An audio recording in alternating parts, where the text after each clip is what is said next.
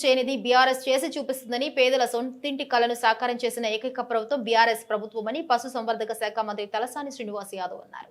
సంగారెడ్డి జిల్లా తెల్లాపూర్ మున్సిపాలిటీ పరిధిలోని Kolluru double bedroom గృహ సముదాయంలో 3వ విడతలో భాగంగా 6067 ఇళ్లను తెలంగాణ రాష్ట్ర సినిమాటోగ్రఫీ పశుసంవర్ధక శాఖ మంత్రి తలసాని శ్రీనివాస్ యాదవ్ లబ్ధిదారులకు ఎమ్మెల్యేలు దానం నాగేందర్, గూడెం మహిపాల్ రెడ్డితో కలిసి అందజేశారు. మంత్రి తలసాని మాట్లాడుతూ కొల్లూరులో ఎకరా 30 కోట్ల రూపాయలు విలువ చేసే భూమిలో ఆధునిక వసతులతో డబుల్ బెడ్రూమ్స్ నిర్మాణం చేపట్టడం జరిగిందని అన్నారు. కాంగ్రెస్ నేత బట్టి విక్రమార్కకు బీఆర్ఎస్ ప్రభుత్వం చేస్తున్న అభివృద్ధి కనిపిస్తలేదని, అందుకే మీలాంటి వారి కోసమే కంటి వెలుగు పెట్టినామంటూ ఎద్దేవా చేశారు.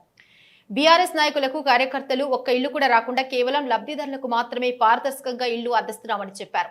నిర్మాణం జరిగిన తర్వాత అదే నోళ్లు పొగుడుతున్నాయని మండిపడ్డారు. గతంలో సర్కారు దవాఖానాకు వెళ్లేందుకు అనాసక్తి చూపే ప్రజలు తెలంగాణ ప్రభుత్వ హయాంలో అందరూ సర్కారు దవాఖానాకే పోతున్నారని చెప్పారు. రాజకీయ నాయకులు ఇప్పుడు నీకు వచ్చిందా అధికారులు ఫోన్ చేసి చెప్పారు సార్ అంతవరకు.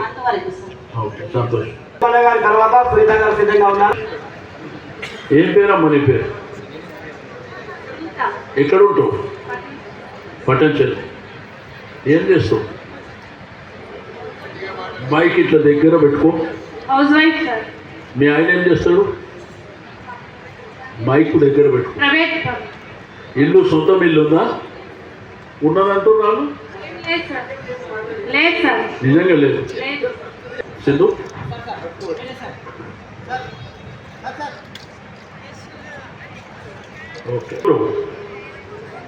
ఉంటాం సార్. ఎక్కడ? చింతల్ బస్తీ ప్రేమ్నగర్ ఉంటుంది సార్. చింతల్ బస్తీ ప్రేమ్నగర్. ఎప్పుడు అప్లై చేసాం? చాలా రోజులే సార్ చేసి. అప్పటి నుంచి మాకు ఏమీ రాలేదు. కిరాయిలు కట్టలేక, కరెంట్ బిల్ కట్టుకోలేక చాలా అవస్థలు పడ్డాం సార్ మేము. ఇప్పుడు మాకు కొండంత ధైర్యం వచ్చింది.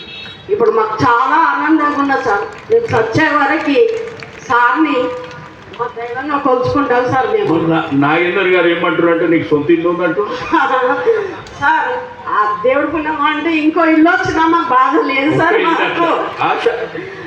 పైసలు ఇచ్చినట్టు ఇవ్వలేదు సార్. నేను మాకే లేవు, ఇంకా మేము ఇక్కడ ఇవ్వాలి సార్. మేమే కష్టాలు చేసుకొని అన్నం తింటున్నాం. మేము కిరాయిలు కట్టి, కరెంటు బిల్లులు కట్టి రోజు ఆ దేవుడు పుణ్యం అంటూ మాకు వచ్చింది. మా కేసీఆర్ సార్ ఇచ్చింది సార్ మాకు. జై కేసీఆర్ సార్కి జై. నా గొంతులో ప్రాణం ఉన్నంత వరకు సార్ని మేము ఎప్పటికీ మర్చిపోలేము. మేము ఇప్పటి వరకు అయినా కానీ ఓటు సార్కే వేస్తాను. నాకు చెప్పడానికి ఇష్టం కావట్లేదు సార్. చాలా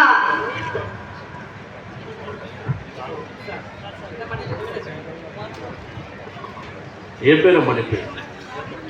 మైక్ దగ్గర పెట్టుకోమ్మా. నాగమణి నా పేరు. ఎక్కడ ఉంటావమ్మా? బంజారాస్ రోడ్ నెంబర్ 4లో ఉంటుంది. షేక్పేట. ఎప్పుడు అప్లై చేసావమ్మా? గుర్తులేదు కానీ సార్, చాలా సంవత్సరాలు అయిపోయింది. పేరు వస్తుందనే నాకు తెలియదు. చాలా చాలా సంతోషం. నువ్వు పైసలు ఇచ్చినాక నీ పేరు సార్ నేను ఎవరికి ఇవ్వలేదు. సార్ పేరు మీద వస్తుందంటే అది నమ్మకం లేకుండా ఉంటే, కానీ సార్ పుణ్యమల్ల కేసీఆర్ సార్ వల్ల మాకు ఇల్లు వచ్చింది. ఈరోజు చాలా చాలా సంతోషంగా ఉంది. చిన్నప్పటి నుంచి ఇల్లు లేదు. ఆ బాధ ఈరోజు తెలిపోతుంది. నా పేరు ఒక ఆస్తి వస్తుంది. అది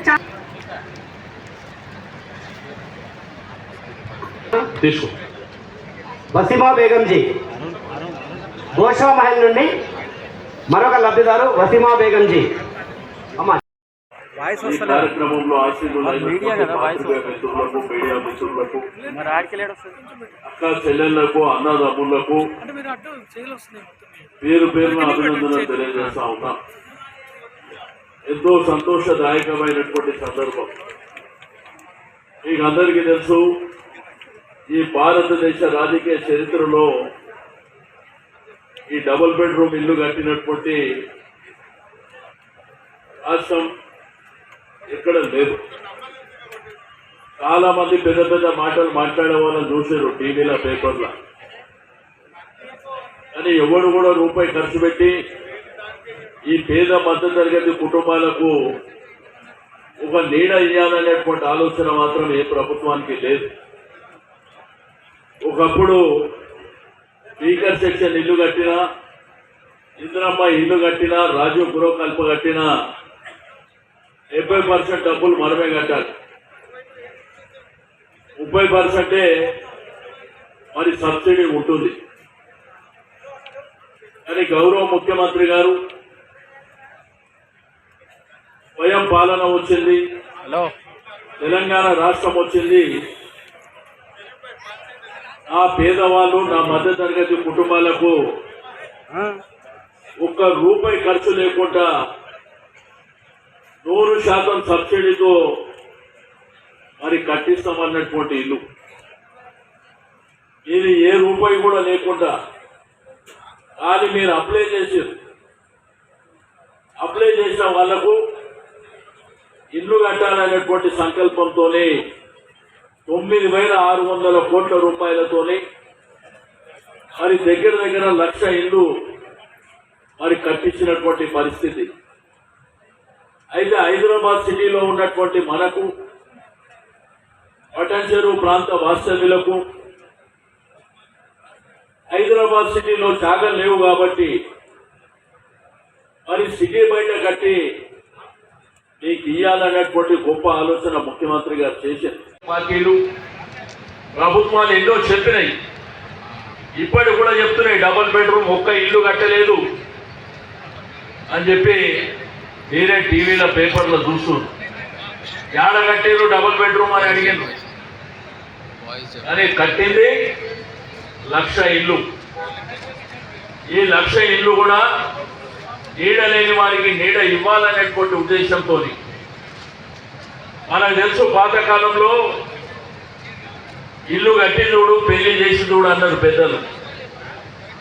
కానీ ఈ ప్రభుత్వం గౌరవ ముఖ్యమంత్రి గారి ఆధ్వర్యంలో ఇల్లు కూడా ముఖ్యమంత్రి గారే, పెళ్లి కూడా వారే చేస్తుంది. కళ్యాణ లక్ష్మి షాదీ ముబారక్ ద్వారా 1,00,000 రూపాయలు పెళ్లికి ఇచ్చినటువంటి చరిత్ర ఈ భారతదేశంలో ఏ ప్రభుత్వానికి కూడా లేదు. కానీ పేదవాళ్ళు కూడా గొప్పగా బతకాలనేటువంటి సంకల్పం ఒక్క కేసీఆర్ గారికే ఉందని చెప్పి నేను ఈ సందర్భంగా తెలియజేస్తా ఉన్నాను. ఈ రోజు అతి విలువైనటువంటి భూములు మీకు తెలుసా? ఈ కొల్లూరు ప్రాంతంలో ఈ భూమి విలువ ఎంతో మీకు ఐడియా ఉందా?